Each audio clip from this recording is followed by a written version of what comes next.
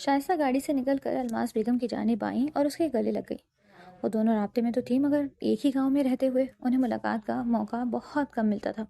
ان کے رابطے میں ہونے کی حقیقت سے عالمگیر راٹھور واقف تھے۔ کیسے ہیں آپ عالم بھائی؟ بہن سے ملنے کے بعد وہ عالمگیر صاحب کی جانب متوجہ ہوئیں۔ ٹھیک ہو شائستہ، تم ٹھیک ہو؟ تمہیں یہاں اور اپنی بہن سے ملتا دیکھ کر بہت خوشی ہوئی۔ عالمگیر راٹھور نے ان کے سر پر ہاتھ پھیرتے کہا تو وہ مسکرا دی۔ آپ لوگوں کا سچ آج سفر عیاں ہو گیا ہے، تبھی تو یہاں آنے کی اجازت ملی ہے۔ جس نے ان 2 حویلیوں میں قطع تعلق کی قسم دی تھی، آج وہی اس قسم کو توڑتی اس حویلی میں آئی ہیں۔ شائستہ بیگم کی بات پر عالمگیر اور الماس دونوں حیران ہوئے تھے۔ زرمینہ؟ عالمگیر صاحب نے حیرت سے استفسار کیا۔ جی، جب سے اصفہان کے ایکسیڈنٹ کا سنا تھا بس روئے جا رہی تھی، بلکہ جب سے سمینہ آپا ساری سچائی بتا کر گئی ہیں وہ پچھتاوے کی آگ میں جل رہی ہیں۔ اصفہان کا سنتے ہی اس سے ملنے کی ضد کرتی یہاں آنے کا کہہ دیا، مگر اب یہاں آ تو گئی ہیں، مگر گاڑی سے نکلنے کی ہمت نہیں کر پا رہی۔ شائستہ نے عالمگیر راٹھور کو بتایا، جو خاموشی سے اس گاڑی کو دیکھتے نہ جانے کیا سوچے جا رہے تھے۔ جب تک آپ نہیں کہیں گے وہ باہر نہیں آئیں گی، شائستہ نے عالمگیر سے کہا تو وہ الماس کی جانب دیکھنے لگی۔ خاموشی سے کھڑی تھی۔ عالمگیر کے ان کی جانب دیکھنے پر انہوں نے ہلکے سے سر ہلا کر انہیں جانے کو کہا تو وہ بھاری قدموں سے گاڑی کی جانب چلے گئے۔ پیچھے بیٹھا اصفہان ناسمجھی سے سب دیکھ رہا تھا۔ مینا بھی تب تک ماں اور خالہ کی جانب چلی آئی۔ آپا، آپ خفا تو نہیں ہیں مجھ سے؟ شائستہ نے بہن سے سوال کیا۔ تم جانتی نہیں ہو اپنی بہن کو کیا جو یہ سوال پوچھ رہی ہو؟ زرمینہ آپا کا اس گھر اور عالم پر پہلا حق ہے، ان کے یہاں آنے سے مجھے کبھی کوئی دقت ہو ہی نہیں سکتی۔ عالم میرے لیے کیا ہے اور میں عالم کے لیے کیا، وہ ہم دونوں اچھے سے جانتے ہیں، الماس نے مضبوط لہجے اور صدقے دل سے کہا۔ مینا نے ماں کو پیار کیا اور خالہ کے گلے لگ گئی۔ وہ تینوں بہت خوش تھیں۔ جنید اور عبید بھی عالمگیر سے مصافحہ کرنے کے بعد اب ان تینوں خواتین کی جانب چلے آئے۔ صبح ناشتے کے وقت ولی اللہ کی زبانی زرمینہ کو اصفہان کی ایکسیڈنٹ کی خبر ملی تو ان کا دل لرز گیا۔ جس بیٹے کو ناراضگی اور غلط فہمیوں کے چلتے وقت کئی بار برا بھلا کہہ چکی تھی، مگر آج اسی بیٹے کی تکلیف کا احساس انہیں مار رہا تھا۔ شاید وجہ تھی کہ ان کا دل اور سوچ بدل گئی تھی، نفرتوں اور اناؤں کی دھول جھٹ گئی تھی۔ انہوں نے فوراً اصفہان سے ملنے جانے کا ارادہ کیا اور کسی کو اس بات پر کوئی اعتراض نہیں تھا۔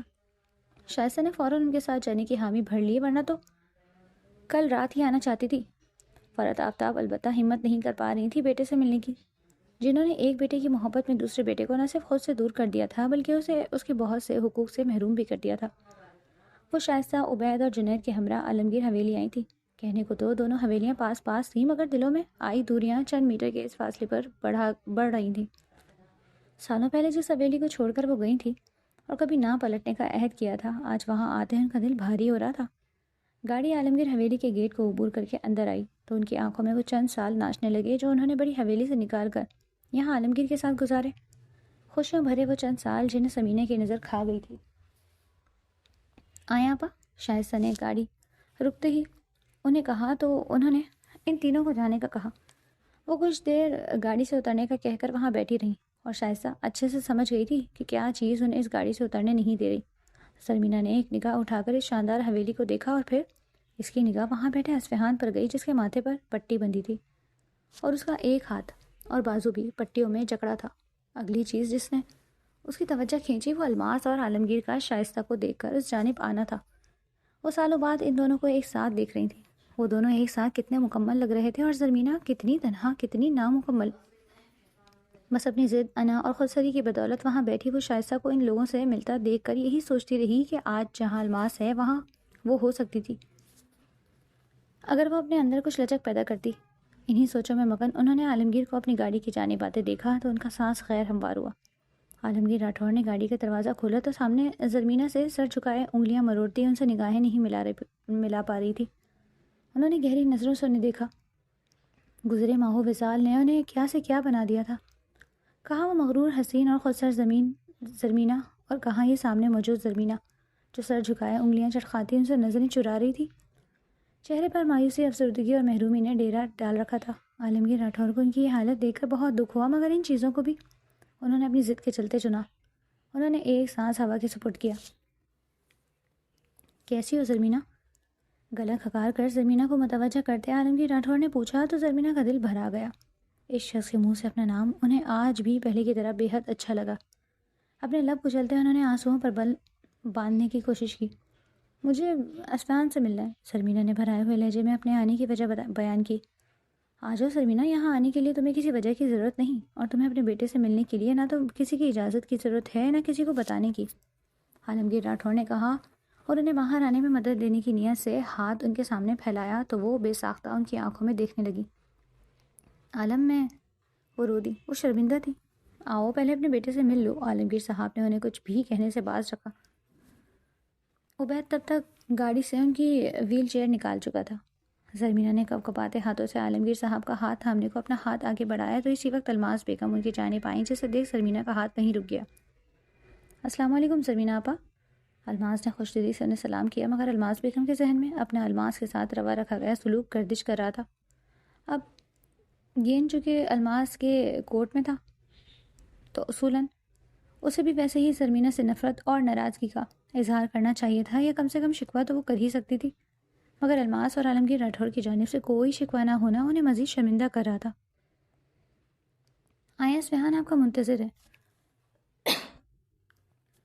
الماس نے کہتے زرمینہ کا ہاتھ تھام کر عالمگیر راٹھور کے ہاتھ میں رکھا تو انہوں نے چونک کر الماس کی جانب دیکھا، جس کے چہرے پر ایک مطمئن مسکراہٹ تھی۔ ان دونوں نے ہی انہیں گاڑی سے نکال کر ویل چیئر پر بٹھایا تھا۔ عبید ان کی ویل چیئر آگے بڑھانے کو آیا تو عالمگیر نے اسے ٹوک دیا۔ میں لے چلتا ہوں، انہوں نے کہا تو عبید سر ہلاتے پیچھے ہو گیا۔ عالمگیر راٹھور زرمینہ کی ویل چیئر دھکیلتے اصفہان کی جانب لے گئے۔ اصفہان وہاں بیٹھا یہ سوچ ہی رہا تھا کہ گاڑی میں کون ہے، جب منہ نے ان کے پاس آ کر اسے زرمینہ کی آمد سے آگاہ کیا تو اصفہان پر حیرت کا پہاڑ ٹوٹا۔ اس کی ماں کا غرور ٹوٹ گیا تھا، ایسا اس کے لیے غیر یقینی سا تھا۔ یقین نہیں آ رہا کہ زرمینہ بیگم نے ہماری دہلیز پار کر لی، نہ چاہتے ہوئے بھی اس کے لہجے میں شکوہ تھا۔ اصفہان وہ بہت نادم ہے، اب پلیز تم ان سے ایسا کچھ مت کہنا، وہ تمہارے لیے یہاں آئی ہیں، منہ نے کہا تو اصفہان خالی خالی نظروں سے اسے دیکھنے لگا، یوں جیسے اسے یقین نہیں تھا کہ اس کی ماں اس کے لیے آئی ہو۔ اس نے منہ سے نگاہ ہٹا کر دوسری جانب دیکھا تو الماس اور عالمگیر زرمینہ کو لیے اس سمت آئے دکھائی دیے۔ منہ نے انہیں ملتے ان کی ویل چیئر اصفہان کی کرسی کے قریب لائی تو اصفہان نے نگاہ باپ کی جانب دیکھا، جنہوں نے آنکھوں ہی آنکھوں میں اصفہان کو بہت کچھ سمجھا دیا۔ کیسے ہو؟ اصفہان کے زخمی ہاتھ کو اپنے کپ کپاتے ہاتھ سے چھوتے انہوں نے نم لہجے میں پوچھا۔ ٹھیک ہوں، اصفہان کی بے چین نگاہیں ماں کے چہرے پر محو سفر تھیں، جو نظریں جھکائے اصفہان کا دوسرا ہاتھ تھامے اب آنسو بہا رہی تھیں۔ گلے نہیں لگائیں گی؟ کچھ دیر انتظار کے بعد اصفہان نے بے چینی سے پوچھا تو زرمینہ نے تڑپ کر سر اٹھایا۔ تم اجازت دو گے اس ماں کو کہ وہ تمہیں گلے لگا لے؟ زرمینہ نے آس بھری نظروں سے اصفہان کو دیکھتے پوچھا تو اصفہان نے فوراً آگے ہوتے انہیں اپنے سینے سے لگایا۔ اصفہان کا لمس پا کر ان کا ضبط ٹوٹا اور وہ اس کے گلے لگی پھوٹ پھوٹ کر رونے لگی۔ باقی سب بھی آنکھوں میں نمی لیے ان دونوں کو دیکھتے رہے۔ منہ نے اصفہان کے چہرے پر نگاہ دوڑائی، جہاں ماں کا لمس پا کر ماں کے گلے لگ کر ایک الگ ہی سکون چھا گیا۔ کتنی ہی دیر وہ دونوں ایک دوسرے سے گلے لگے اپنا اپنا غم غلط کرتے رہے۔ اصفہان نے کوئی شکوہ نہ کیا تھا، مگر زرمینہ اپنی ایک ایک زیادتی کے لیے اس سے معافی مانگ رہی تھی۔ مجھے معاف کر دو بیٹا، غصے میں نے بہت غلط باتیں کی، مگر میرا خدا گواہ ہے اصفہان کہ میں تنہائی میں تمہاری لمبی عمر اور صحت و سلامتی کی دعائیں کرتی، تمہارے منہ پر تم سے نفرت اور ناراضگی کا اظہار بہت بڑھ چڑھ کر کرتی، مگر تمہارے جانے کے بعد تمہاری تصویر سے پہروں باتیں کرتی، تمہارے بچپن کے کپڑوں سے تمہاری خوشبو سونگھتی۔ اپنی اس ماں کو معاف کر دو میرے بچے، وہ اصفہان کے گلے لگی روتے ہوئے کہہ رہی تھی۔ گزری سب باتیں بھول جائیں، اب آپ آ گئی ہیں میرے پاس، بس یہی کافی ہے۔ اصفہان نے انہیں خود سے الگ کرتے ان کے چہرے کو ہاتھوں کے پیالے میں بھر کر ماتھے پر لب رکھے کہا۔ ماں کے سینے لگ کر اس کے دل میں پنہان ہر شکوہ دم توڑ گیا، وہ ماں کی ہر تلخ بات، ہر برا رویہ سب بھول گیا تھا۔ عالمگیر حویلی میں آج لنچ کا خاص اہتمام کیا گیا تھا۔ الماس بیگم خود کچن میں کھڑی سب اپنی نگرانی میں تیار کروا رہی تھی، اور شائستہ انہیں دیکھ کر یہی سوچ رہی تھی کہ کوئی اپنے شوہر کی پہلی بیوی کی آمد پر اتنا اہتمام کر سکتا ہے بھلا؟ اور یہ سوال انہوں نے بڑی بہن سے پوچھ بھی لیا، جس کے جواب میں الماس نے ان سے کہا، زرمینہ آپا میرے شوہر کی پہلی بیوی اور میرے اس گھر کی بڑی مالکن ہی نہیں، اصفہان کی ماں بھی ہیں، اور اصفہان مجھے اتنا ہی عزیز ہے جتنی منہ۔ یہ اصفہان ہی تھا جس نے میری منہ کو مجھ سے ملوایا، اسی کی کوششیں تھیں جنہوں نے میری منہ کی زندگی میں رنگ بھر دیے، ورنہ ہم سب تو اپنے اپنے کیے پر پردہ ڈالنے کی خاطر چپ سادے ہوئے تھے۔ جانتی ہو شائستہ، وہ کہتا نہیں تھا، مگر وہ اپنی ماں کو بے تحاشا یاد کرتا تھا، اور اب جب اسے اس کی ماں واپس ملی ہے تو مجھے بہت خوشی ہوئی۔ جب اپنا خون، اپنا سب سے قریبی رشتہ ہم سے دور ہونا شائستہ، تو یہ تکلیف ناقابل برداشت ہوتی ہے، اور جب وہی رشتہ ہم سے نفرت کرتا ہو تو یہ تکلیف بڑھ جاتی ہے۔ میں نے منہ کی نفرت کو جھیلا تھا تو اصفہان نے بھی اپنی ماں کی ناراضگی اور نفرت کو جھیلا ہے۔ الماس بیگم نے ایک گہرا سانس ہوا کے سپرد کرتے ہوئے کہا۔ وہ ایک بار پھر تیاری میں لگ گئی۔ شائستہ کو انہوں نے باقی لوگوں کے ساتھ بیٹھنے کے لیے بھیج دیا اور منہا بھی کچھ دیر بعد ان کے ساتھ کچن میں کھڑی اپنی ماں کی خوشی پر قدرے حیران تھی، اور اس کی حیرت بھری نظروں کا جواب بھی الماس بیگم نے انہیں الفاظ میں دیا، جب الفاظ میں انہوں نے بہن کو جواب دیا تھا، اور یہ الفاظ اس بار باہر سے آتے عالمگیر راٹھور کے کانوں تک بھی پہنچے۔ الماس کی یہی بات تو انہیں آج بھی اس کا گرویدہ بنا رہی تھی کہ وہ خود غرض نہیں تھی، وہ ایک بے غرض اور ہر ایک سے محبت کرنے والی ہستی تھی۔ عالمگیر راٹھور بنا کچھ کہے وہیں سے واپس چلے گئے، اور منہا اور الماس ملازمین سے کام کروانے کے ساتھ خود بھی مصروف ہو گئی۔ منہا بھی اصفہان کو ماں کے ساتھ دیکھ کر الماس بیگم کی طرح بے انتہا خوش اور مطمئن تھی۔ کھانا سب نے ایک ساتھ کھایا تھا۔ سرمینہ بیگم کو اصفہان کی ضد پر مجبوراً ڈائننگ ٹیبل پر سب کے ساتھ بیٹھنا پڑا، جو ان کے لیے بے حد مشکل ثابت ہو رہا تھا۔ الماس بیگم حسب عادت سب کو کھانا پیش کر رہی تھی، اور نہ چاہتے ہوئے بھی یہ بات سرمینہ کے دل پر لگ رہی تھی، جسے محسوس کرتے الماس بیگم نے اپنی مخصوص جگہ پر بیٹھنے کے بجائے منہا کے ساتھ بیٹھنے کو ترجیح دی، جس دیکھ عالمگیر راٹھور نے ان کا مقصد سمجھتے سر نفی میں ہلاتے اپنی خفگی کا خاموش اظہار بھی کیا۔ الماس بیگم کی حرکت کو اصفہان اور منہا نے بھی نوٹ کیا تھا، مگر دونوں نے ہی کوئی رد عمل نہیں دیا۔ اصفہان کی ایک جانب ماں تھی تو دوسری جانب منہا بیٹھی تھی۔ وہ ماں کی وجہ سے یہاں بیٹھ کر کھا رہا تھا، اور اسے دایاں بازو اور ہاتھ زخمی ہونے کی وجہ سے کھانے میں خاصی دقت ہو رہی تھی، جسے محسوس کرتے منہا نے اسے کھلانے کی پیشکش کی تو اصفہان نے انکار کر دیا اور زمائنے نگاہ منہا پر ڈالی، جس کی وجہ منہا کو سمجھ نہیں آئی۔ کھانے کے دوران تو سرمینہ ضبط کرتی وہاں بیٹھی رہی اور بمشکل چند نوالے ہی لیے، مگر کھانا ختم ہوتے ہی انہوں نے اصفہان سے واپس جانے کی بات کر دی، اور اصفہان کے بہت اصرار پر بھی وہ رکنے کو تیار نہ تھی۔ عالمگیر راٹھور اور الماس نے بھی ایک بار انہیں رکنے کو کہا تھا کہ یہ انہی کا تو گھر ہے، مگر وہ نہیں مانی۔ شائستہ کے کہنے پر سبھی نے انہیں مزید مجبور نہیں کیا، کہیں نہ کہیں وہ سبھی سرمینہ کی حالت سمجھ رہے تھے۔ الماس کو ان سے شدید ہمدردی ہوئی، مگر یوں سب کے سامنے اس کا اظہار کر کے وہ سرمینہ کو کسی ایسی بات کا احساس نہیں دلانا چاہتی تھی۔ کبھی سوتن کو بھی اپنی سوتن سے ہمدردی ہو سکتی ہے، یہ ایک عمومی رائے تھی جسے ایک ہی بار میں بدلنا ناممکن تھا۔ ایسے میں الماس بیگم کے اظہار ہمدردی کو یقیناً دکھاوے کا نام ہی دیا جاتا۔ سرمینہ اصفہان اور منہا سے مل چکی تھی۔ اگلی بار اپنی جگہ کبھی مت چھوڑیے گا، سرمینہ کے چاہتے اصفہان الماس کے پاس آ کر کہنے لگا۔ اس کا اشارہ یقیناً ٹیبل پر اپنی جگہ چھوڑ کر دوسری جگہ بیٹھنے پر تھا۔ وہ ماں ہے تمہاری، تم نہیں چاہتے تھے ان کا حق ملے؟ الماس بیگم نے اصفہان کو دیکھتے ناسمجھی سے سوال کیا۔ آپ بھی تو ماں ہیں میری، اس لیے کہتا ہوں کہ جو غلطی انہوں نے کی ہے آپ کبھی مت کریں۔ میں کبھی نہیں چاہوں گا کہ اس گھر میں آپ کا مقام بدلے۔ اس گھر کو، مجھے اور خاص کر میرے بابا کو مشکل وقت میں آپ نے سنبھالا تھا، تب میری ماں یہاں نہیں تھی۔ میں انہیں دل سے معاف کر چکا ہوں، مگر یہ کبھی نہیں بھول سکتا۔ اصفہان نے ہمیشہ کی طرح ان کا ہاتھ عقیدت سے تھامتے اسے اپنے ہونٹوں سے لگایا تو الماس نے بھی اس کی اس محبت اور عقیدت پر اس کے چہرے کو ہاتھوں کے پیالے میں بھرتے محبت سے دیکھا۔ مگر میں چاہتی ہوں سرمینہ آپا اس گھر میں آئیں، اتنے سال جو محرومیاں انہوں نے دیکھی ہیں ان کا کچھ تو ازالہ ہو جائے۔ الماس نے اپنے دل کی بات کہی جس میں کوئی کھوٹ نہیں تھا۔ ضرور آئیں، ان کا گھر ہے، بابا کی بیوی ہیں وہ، میری ماں، ہمارے پاس ہمارے ساتھ رہنا ان کا حق ہے، مگر ان کو ان کے حق دینے کے لیے آپ اپنے حقوق سے ہرگز دربدر نہیں ہو سکتی۔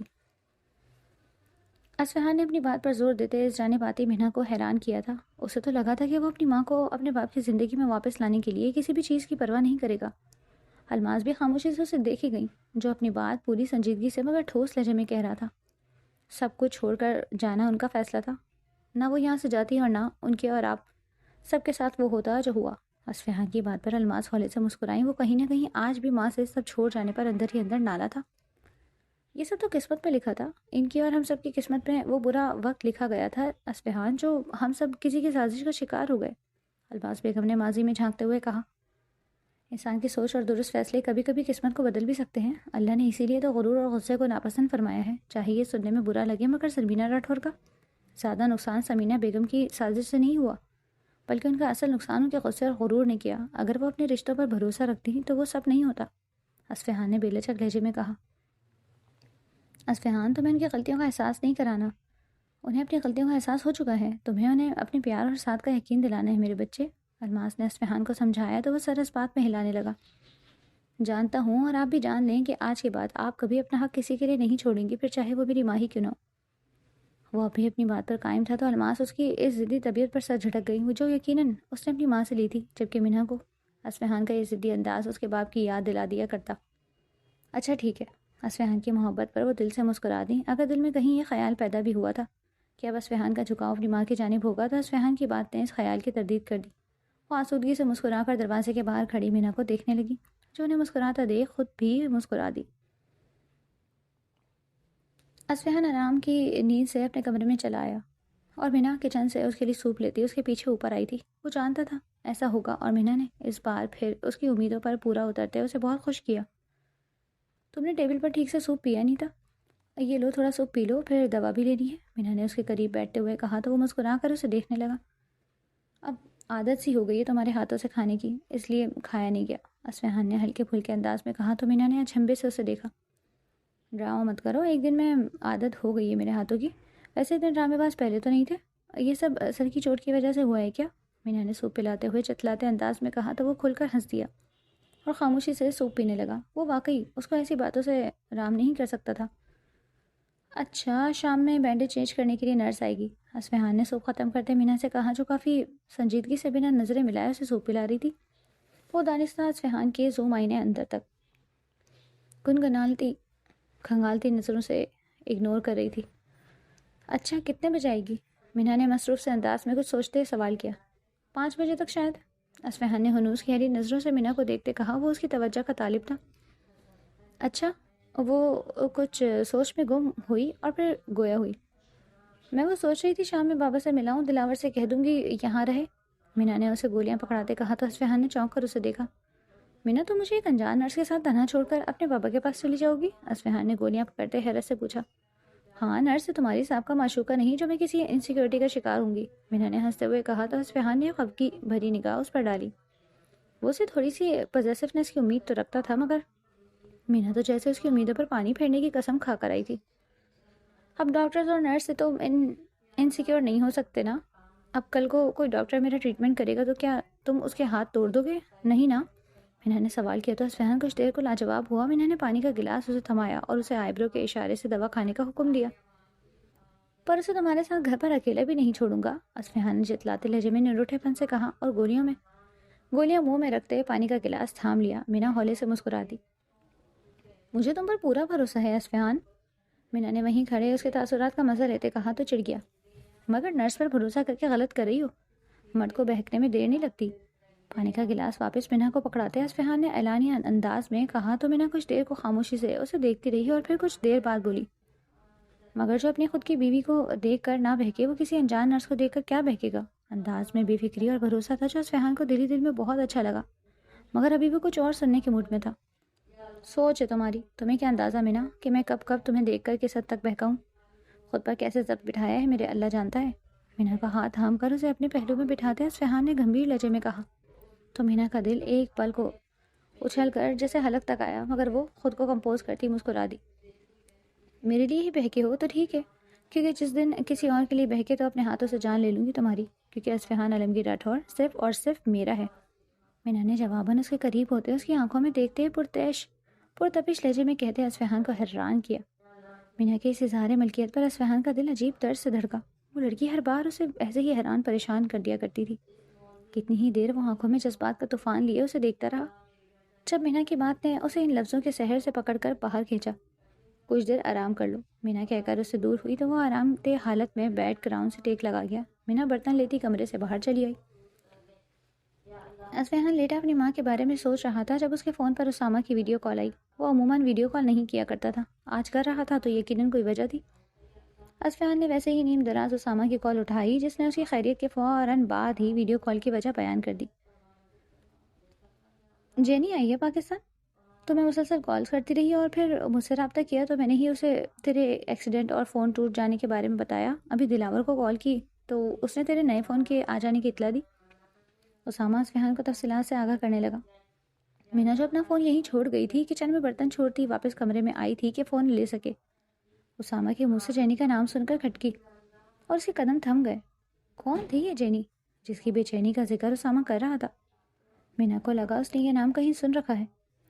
لو، جینی آ گئی ہے، بات کرو، اسامہ کی آواز پر باہر کھڑی مینا کو مزید متجسس کر گئی۔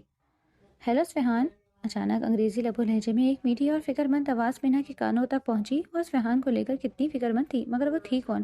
مینا سوچنے لگی۔ او گاڈ اصفہان، کیا ہوا؟ تمہیں کتنی چوٹ لگی ہے؟ تم ابھی اپنا بالکل دھیان نہیں رکھتے؟ جینی کی فکر اور بے چینی مینا کو بالکل اچھی نہیں لگی۔ آئی ایم فائن جینی، یہ بس ایک مائنر سا ایکسیڈنٹ تھا۔ اصفہان بھی انگریزی میں اس کی تفتیش کروانے کی بھرپور کوشش کر رہا تھا۔ مائنر تو لگ نہیں رہا، دیکھو چوٹ کتنی آئی ہے تمہیں، جینی نے پھر سے فکر کا اظہار کیا۔ اچانک ایک دھماکے کے ساتھ مینا کو اصفہان کی بات یاد آئی۔ کافی بنانا تب بھی سیکھا تھا جب جینی چلی گئی تھی۔ شہر میں اصفہان نے اپنے لیے کافی بنانے کہا، اور اس وقت اس نے یقیناً اس جینی کا ذکر کیا تھا جو ہنوز فون پر اصفہان کی فکر میں مری جا رہی تھی۔ اور اصفہان عالمگیر راٹھور بھی اپنے سارے ٹشن بھلائے بس جینی کو یہ یقین دلانے کی کوشش میں تھے کہ وہ ٹھیک ہے۔ مینا کو سخت تاؤ آیا، جیسے جینی کے علاوہ تو اصفہان کی فکر پوری دنیا میں کسی کو نہ تھی۔ پر یہ جینی محترمہ کا اصفہان سے رشتہ کیا تھا؟ کیا اصفہان کی کوئی گرل فرینڈ؟ یہ خیال آتے ہی مینا کا ضبط ٹوٹا اور وہ بنا سوچے سمجھے کھٹاک سے کمرے کا دروازہ کھولتی اندر داخل ہوئی۔ اس کا خیال تھا کہ اصفہان فوراً جینی سے الوداع لے لے گا، مگر وہاں تو منظر ہی کچھ الگ تھا۔ جینی اب اس سے ملنے کو بےتاب تھی، اور جو اصفہان نے کہی وہ مینا کو زہر سے بھری لگی۔ اصفہان نے بھی مینا کے یوں آنے کو حیرت سے دیکھا اور بھویں اچکائے، مگر پھر جینی کی جانب متوجہ ہو گیا۔ اسامہ ایسا کرو تم جینی کو لے کر حویلی آ جاؤ، میں گھر پر ہی ہوں، انفیکٹ ڈنر ہم ساتھ کرتے ہیں، مجھے افسوس ہے جینی میں وہاں آ نہیں سکتا۔ اصفہان نے اسامہ کے کہتے آخر میں جینی کے پاس نہ جا سکتے پر افسوس کا اظہار کرتے کہا، تو مینا نے ایک دہکتی نگاہ اصفہان پر ڈالی، جبکہ دوسری جانب سے فوراً آنے کے منصوبے پر علم درآمد ہوا۔ اور فون بند کرتے وہ لوگ یقیناً ابھی حویلی آنے کے لیے نکلنے والے تھے۔ کیا ہوا؟ اصفہان نے مینا کو انگلیاں چرخاتے قدرے غصے میں دیکھا، مگر وجہ سمجھ نہیں سکا۔ ابھی کچھ دیر قبل تک تو وہ بالکل ٹھیک تھی، فون لینے آئی تھی۔ مینا نے ایک تیز نگاہ اصفہان پر ڈالی اور بیٹھ کے قریب آ کر اپنا فون اٹھاتی فوراً کمرے سے چلی گئی۔ فون لینے آئی تھی تو موڈ اتنا خراب کیوں تھا؟ اصفہان کچھ دیر اسے سوچتا رہا اور پھر کندھے اچکا کر فون کی جانب متوجہ ہو گیا۔ زرمینہ بیگم جب سے لوٹی تھی بے حد مطمئن تھی اپنے بیٹے سے ملنے کی خوشی، اور عالمگیر راٹھور کا ان کے ساتھ رویہ دیکھ وہ حیران تھی۔ انہوں نے ماضی کا کوئی شکوہ نہیں کیا تھا، نہ ہی کوئی تلخ بات۔ وہ جہانگیر حویلی لوٹی تو ان کے چہرے پر پھیلا سکون دیکھ فرحت آفتاب کو حیرت ہوئی۔ سالوں سے انہوں نے زرمینہ کو اتنا مطمئن اور پرسکون نہیں دیکھا تھا۔ شاید سنے انہیں وہاں کی تفصیلات پتہ چلی تو جہاں وہ زرمینہ کے لیے خوش تھی، وہیں انہیں ابھی تک اپنے بیٹے سے نہ ملنے کا دکھ بھی تھا۔ مگر وہ اب بھی عالمگیر سے ملنے کی ہمت نہیں رکھتی تھی۔ وہ اپنے کمرے میں بیٹھی ہی ماضی کو یاد کرتی اشکبار تھی، جب جہانگیر صاحب نامحسوس طور پر اندر آتے ان کے پہلو میں بیٹھ گئے۔ جہانگیر کی موجودگی کو محسوس کرتی وہ فوراً پلٹی اور اپنے سامنے کھلی وہ البم بند کر دی جس میں عالمگیر راٹھور کی بہت سی یادیں تھیں۔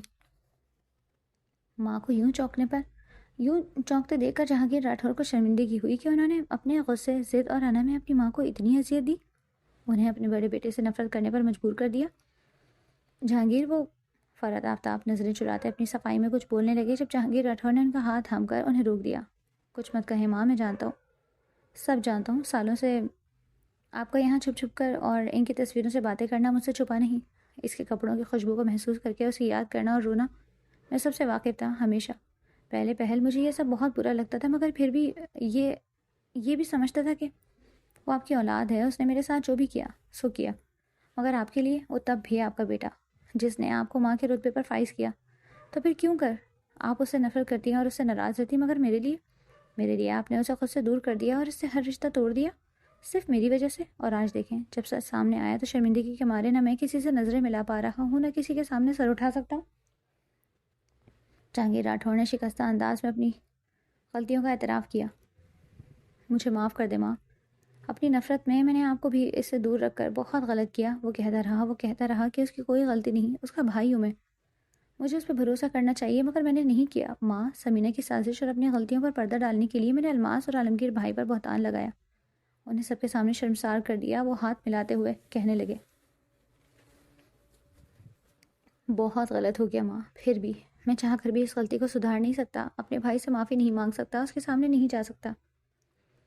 کس منہ سے معافی مانگوں؟ اوہ خدایا، میں نے کتنا غلط کر دیا اپنی نفرت اور غصے میں۔ میں نے اس عورت پر بہت ظلم کیا جو بیوی تھی، میری بچی کی ماں تھی، اسی لیے مجھے سزا ملی۔ تبھی تو جنید کی ماں جنید کو میری دہلیز پر رکھ کر مجھے چھوڑ کے چلی گئی۔ اس عورت کی وجہ سے میں نے اپنی زندگی برباد کر دی، لیکن نہیں، نہ ہی سمینہ اور نہ ہی جنید کی ماں، ان دونوں کی کوئی غلطی نہیں ہے، اور دونوں تو اپنے مقصد اپنے مطلب کے لیے سب کر رہی تھی۔ غلطی تو ساری میری ہے، جہاں ایک طرف اپنے کیے پر پردہ ڈالنے کے لیے تو دوسری طرف جنید کی ماں کے بہکاوے میں آ کر میں نے الماس اور مینا پر بہت ظلم کیا، اور آپ پر بھی۔ آپ کو عالمگیر بھائی سے دور کر دیا، بھائی سے باپ کے جنازے اور آنے کا حق چھین لیا، اپنی بیٹی کو اس کے ماں سے دور کر دیا اور اسے ساری زندگی ایک بے رنگ زندگی جینے پر مجبور کر دیا۔ اصفہان، اسے تو جیتے جی میں نے مینا کی نظروں میں مار دیا۔ وہ کس کس غلطی پر نادم ہوتے، کس کس خسارے کا شمار کرتے۔ اگر اصفہان نہیں ہوتا تو میری مینا تو شاید آج اس نفرت، اسی تباہ حالی میں ہوتی۔ اگر اصفہان نہیں ہوتا تو مینا پر بہت سی حقیقتوں کا خلاصہ نہیں ہوتا۔ کبھی اپنی ماں سے نہیں ملتی، آج اس کی خوشی، اس کے چہرے کا رنگ دیکھ کر جو سکون مجھے اپنے اندر اترتا ہوا محسوس ہوتا ہے وہ نہیں ہوتا۔ مگر میں کیا کروں ماں؟ نہ تو میں عالمگیر کے پاس جا سکتا ہوں، نہ الماس سے اپنے کیے کی معافی مانگ سکتا ہوں، نہ اصفہان اور مینا سے اپنی ذاتیوں کے لیے معذرت طلب کر سکتا ہوں۔ ماں کی گود میں سر رکھے جہانگیر راٹھور بلک بلک کر رونے لگے، جیسے کوئی چھوٹا سا بچہ کسی خواہش کے پورے نہ ہونے پر روتا ہے یا کسی ضد کے رد ہو جانے پر بلکتا ہے۔ جہانگیر راٹھور جیسا اثر و رسوخ رکھنے والا شخص اس وقت ایک چھوٹے سے بچے کی طرح ماں کی گود میں منہ چھپائے رو رہا تھا، اور ماں فقط آنسو بہاتی اس کے سر پر ہاتھ رکھے ہوئے تھی، اور یہ بھی نہیں کہہ سکتی تھی کہ سب میں تمہاری کوئی غلطی نہیں، کیونکہ جہانگیر راٹھور کی بہت سی غلطیاں تھیں، بہت سی کوتاہیاں تھیں، اور ان غلطیاں اور کوتاہیوں میں کہیں نہ کہیں وہ بھی اس کے ساتھ شامل تھیں۔ ماں آپ جائیں اور عالمگیر بھائی سے ملیں اور ان سے کہیں کہ وہ مجھے معاف کر دیں۔ وہ بہت بڑے دل کے ہیں، جیسے ان لوگوں نے زرمینہ کو معاف کیا، ویسے ہی وہ لوگ مجھے بھی معاف کر دیں۔ میں جانتا ہوں میرا گناہ بہت بڑا ہے، اگر وہ لوگ مجھے معاف نہیں بھی کرتے تو مجھے ان سے کوئی شکوہ نہیں ہوگا، لیکن آپ اب جائیں، آپ ملیں عالمگیر سے، الماس سے معافی مانگیں۔ میری وجہ سے آپ نے ان دونوں کے ساتھ بہت زیادتی کی ہے، میں آپ سب کا مجرم ہوں، ہو سکے تو آپ سب مجھے معاف کر دیں۔ جہانگیر راٹھور روتے ہوئے کہتے جا رہے تھے، اور فرحت آفتاب بس انہیں دلاسا دینے کی کوشش میں تھی، مگر ایک بار بھی انہوں نے نہ تو اپنی غلطیوں کے اعتراف سے منع نہیں کیا، بلکہ وہ چاہتی تھی کہ وہ اپنے اندر تباہ غبار باہر نکال دیں۔ شاید ایسے ان کا دل ہلکا ہو جائے، شاید ایسے ان میں وہ ہمت پیدا ہو جائے کہ وہ اپنے بھائی سے معافی مانگ سکیں۔ کتنی ہی دیر وہ دونوں ماں بیٹا ویسے ہی اپنے ماضی میں ہوئے خساروں پر غم غلط کرتے وہیں بیٹھے رہے، اور وہاں سے نکل کر فرحت آفتاب عالمگیر سے ملنے کا حوصلہ پیدا کر کے نکلی۔ شام میں زرمینہ بھی جہانگیر صاحب کے پاس آئی تھی اور ان سے بات کرنے کا ارادہ رکھتی تھی۔ کہیں نہ کہیں جہانگیر راٹھور کی سختی کے پیچھے زرمینہ کا بھی عمل دخل تھا۔ یہ وہی تھی جو انہیں تیش دلاتی تھی، یہ وہی تھی جو انہیں پیچھے نہ ہٹنے پر اکساتی تھی، یہ وہی تھی جنہوں نے انہیں عالمگیر سے سارے رشتے توڑنے اور مینا کی زندگی کو بے رنگ کرنے پر مجبور کیا۔ انہوں نے جہانگیر راٹھور سے بھی اپنی سختی کی معافی مانگی۔ جہانگیر راٹھور کو ان سے کوئی شکوہ نہیں تھا، کیونکہ وہ بھی انہی سوچوں کی پیروی کرتے تھے جو زرمینہ بیگم کی تھی۔ زرمینہ نے انہیں عالمگیر سے بات کرنے اور الماس سے معافی مانگنے کی ترغیب بھی دلائی تھی۔ جیسے ان دونوں نے زرمینہ کو ان کی غلطیوں کے باوجود معاف کر دیا تھا، ویسے ہی اسے پورا یقین تھا کہ الماس نہیں تو کم سے کم عالمگیر اپنے بھائی کو معاف کر دیں گے۔ سمینہ بیگم کے اعتراف جرم نے ان سب کے دل بدل دیے۔ وہ پچھلی کافی دیر سے گیسٹ روم جو اب تک اس کا مسکن تھا میں چکر سے کاٹ رہی تھی، اور اس کی سوچ کا مرکز جینی اور اس کے اصفہان کے لیے فکر تھی۔ وہ جو باپ سے ملنے جہانگیر حویلی جانے کا ارادہ رکھتی تھی، اب تک جا نہیں پائی تھی۔ اس کے اندر چھپی پوزیسو سی منہا سے اصفہان کو چھوڑ کر جانے پر راضی ہی نہیں ہو رہی تھی۔ 4 بج چکے تھے، اس نے پلٹ کر اصفہان کی خیریت تک نہیں پوچھی۔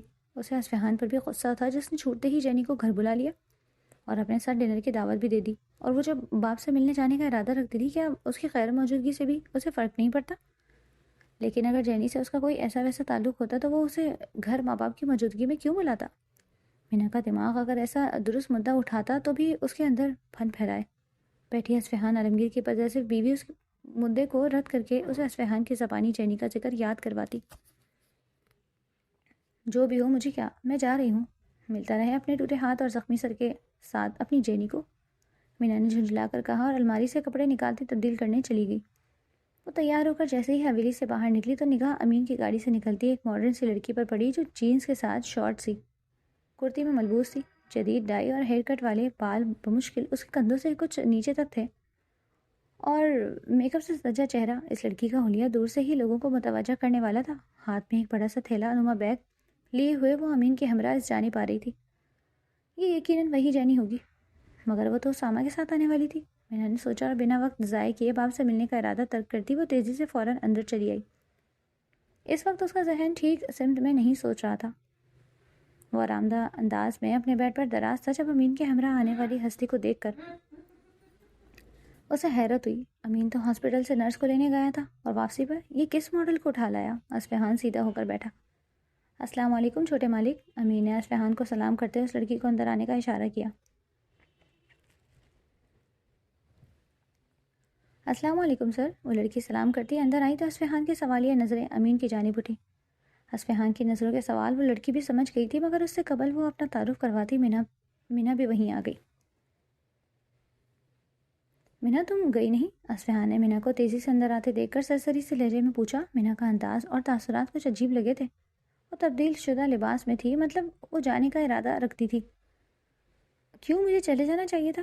ایک کھا جانے والی نگاہ اس میک اپ کی دکان پر ڈال کر مینا نے تنے ہوئے آئیبرو کے ساتھ سوال کیا تو اصفہان نے مسکراہٹ ضبط کی۔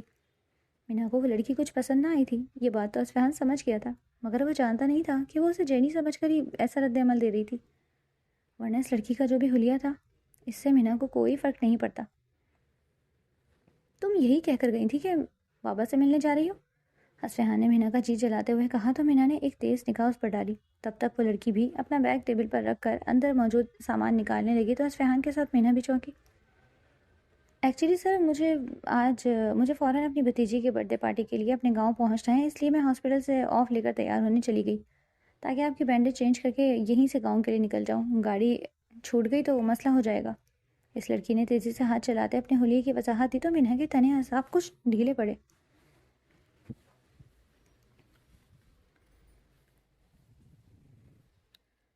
تم جینی؟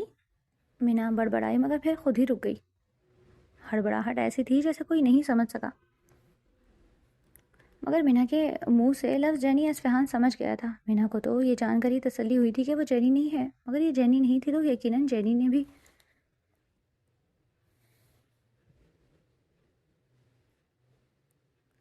بھی تو آنا تھا۔ مینا ماتھے پر بل ڈالے اسے دیکھتی یہی سوچ رہی تھی جبکہ اصفہان کا سارا دھیان مینا اور اس کے بدلتے تاثرات پر تھا۔ کیا وہ اس نرس کو جینی سمجھ رہی تھی؟ اور کیا وہ اس کے جہانگیر حویلی جانے کے بجائے یہاں آ گئی تھی؟ کیا وہ جیلس ہو رہی تھی؟ اصفہان کے دل میں متعدد سوالوں نے سر اٹھایا۔